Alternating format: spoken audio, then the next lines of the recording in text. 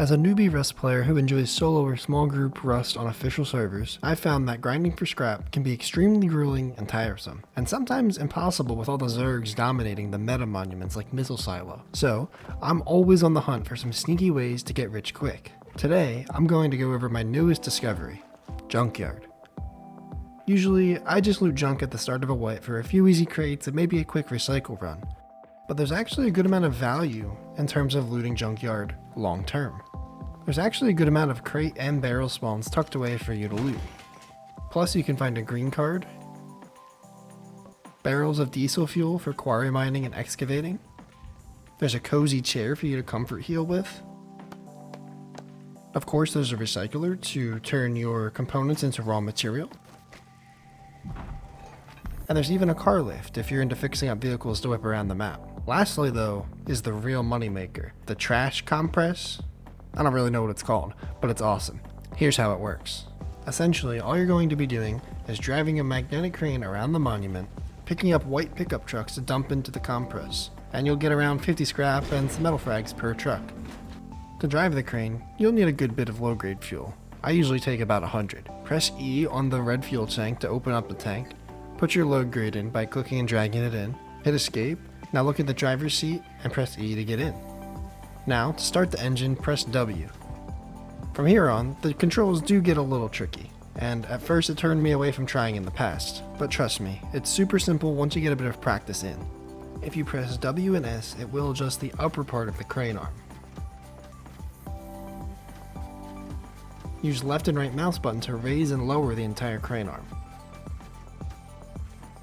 These controls can be used in tandem to adjust the crane arm properly to be able to put yourself in position to pick up one of the white pickup trucks that we'll see in a minute.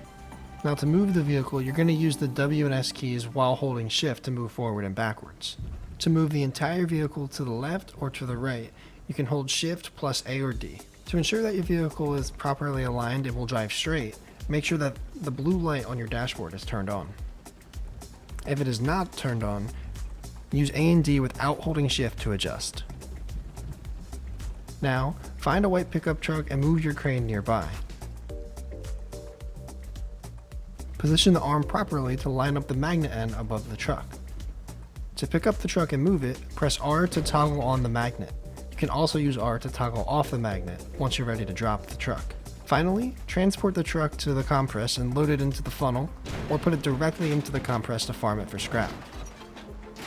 The scrap and metal frags will flow down into a little pile of trash at the end of the machine where you can collect your goodies. Some advice: once you have the arm in position and you have no problems picking up the trucks, leave it there.